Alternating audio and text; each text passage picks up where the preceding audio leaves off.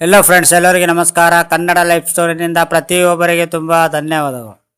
ಮದುವೆ ಮೊದಲು ಹುಡುಗ ಹುಡುಗಿ ಇಬ್ಬರಿಗೂ ಈ ವಿಷಯಗಳು ಗೊತ್ತಿರಲೇಬೇಕು. ಮದುವೆಯಾದ ಬಳಿಕ ಸಂಕಷ್ಟಕ್ಕೆ ಸಿಲುಕುವ ಮೊದಲು ಅದರ ಮೊದಲೇ ಎನ್ನುವ ತಿಳಿದರೆ ಉತ್ತಮ.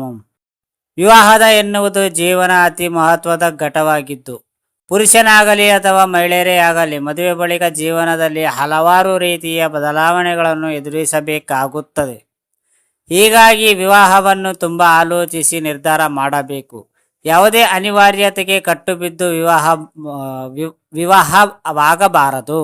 ಹಲವಾರು ರೀತಿಯ ಜವಾಬ್ದಾರಿಗಳನ್ನು ಸ್ವೀಕರಿಸಲು ತಯಾರಿರುವ ವೇಳೆ ಮಾತ್ರ ವಿವಾಹಕ್ಕೆ ತಯಾರಾಗಬೇಕು. ವಿವಾಹಕ್ಕೆ ಮೊದಲ ಯಾವೆಲ್ಲ ವಿಚಾರಗಳನ್ನು ಮುಖ್ಯವಾಗಿ ಗಮನಿಸಬೇಕು ಎಂದು ತಿಳಿಯಿರಿ. ಹನಿಮೂನ್ ಸಮಯ ಕೇವಲ 1 ವರ್ಷ.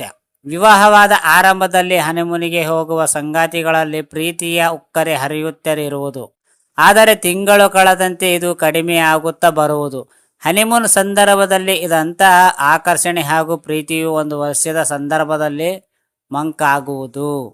ಸಂಗಾತಿ ಹಾಗೂ ನೀವು ಒಂದೇ ರೀತಿಯಲ್ಲ ಎಂದು ಗುರುತಿಸುವಿರಿ. ಸಂಗಾತಿ ಹಾಗೂ ನೀವು ಒಂದೇ ರೀತಿ ಎಂದು ನೀವು ಭಾವಿಸುತ್ತಿರಬಹುದು. ಸಂಬಂಧದಲ್ಲಿ ಹೀಗೆ ಭಾವಿಸುವುದು ಸಹಜ ಕೂಡ. ಆದರೆ ನೀವು ಜೊತೆಯಾಗಿ ವಾಸಿಸಲು ಆರಂಭಿಸಿದ ವೇಳೆ ವ್ಯತ್ಯಾಸವು ಕಂಡುಬರುವುದು. ನಿಮ್ಮ ಭಿನ್ನ ದಿನಚರಿ, ಮನೆಯನ್ನು ಸೂಚಿ ಮಾಡಲು ಬೇಕಿರುವ ತಾಳ್ಮೆ, ಆದ್ಯತೆ, ಭಾವನೆಗಳು, ಹವ್ಯಾಸಗಳು, ಅಭಿಪ್ರಾಯಗಳು ಇತ್ಯಾದಿಗಳನ್ನು ತುಂಬ ಭಿನ್ನವಾಗಿ ಇರುವುದು.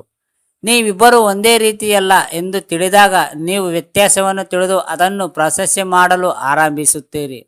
ಸಂಗಾತಿಯನ್ನು ಪ್ರಶಂಸಿಸುವುದು. ಸಂಬಂಧದಲ್ಲಿ ಪ್ರಶಂಸೆ ಎನ್ನುವುದು ಅತಿ ಅಗತ್ಯ. ಪ್ರತಿನಿತ್ಯವೂ ಸಂಗಾತಿಗೆ ಯಾವ ರೀತಿಯಿಂದ ನೀವು ಪ್ರಶಂಸೆ ಮಾಡುತ್ತೀರಿ ಎಂದು ತಿಳಿಯಿರಿ. ನಿಮಗೆ ದಿನಾಲೂ ಇದನ್ನು ಮಾಡಲು ಆಗದೇ ಇದ್ದರೆ ಆಗ ನೀವು ವಾರದಲ್ಲಿ 1 ಸಲವಾದರೆ ಹೀಗೆ ಮಾಡಿ. ಪ್ರೀತಿ ಇದ್ದರೆ ಯಶಸ್ಸು. ಸಂಗಾತಿಗಳು ವೈವಾಹಿಕ ಜೀವನದಲ್ಲಿ ಯಶಸ್ಸು ಪಡೆಯಲು ಅವರಲ್ಲಿ ಯಾವಾಗಲೂ ಪ್ರೀತಿ ಎನ್ನುವುದು ಇರಲೇಬೇಕು. ಹೆಚ್ಚು ಪ್ರೀತಿಸುತ್ತಾ ಇರುವ ಸಂಗಾತಿಗಳು ಯಾವಾಗಲೂ ಸಂತೋಷದಿಂದ ಇರುವವರು ಎಂದು ಹೇಳಲಾಗುತ್ತದೆ. ಯಾವಾಗಲೊಮ್ಮೆ ಡೇಟಿಗೆ ಹೋಗಿ ಪರಸ್ಪರರ ಕೈಗಳನ್ನು ಹಿಡಿಯಿರಿ. ಜೊತೆಯಾಗಿ ಕೆಲಸ ಮಾಡಿ. ಸ್ನೇಹಿತರ ಬಳಗ ನಿರ್ಮಿಸಿ ಜೊತೆಯಾಗಿ ತಿರುಗಾಡಲು ಹೋಗಿ. 23ರ ಬಳಿಕ ಮದುವೆಯಾದರೆ ವಿಚ್ಛೇದನವಾಗುವುದು ಕಡಿಮೆ.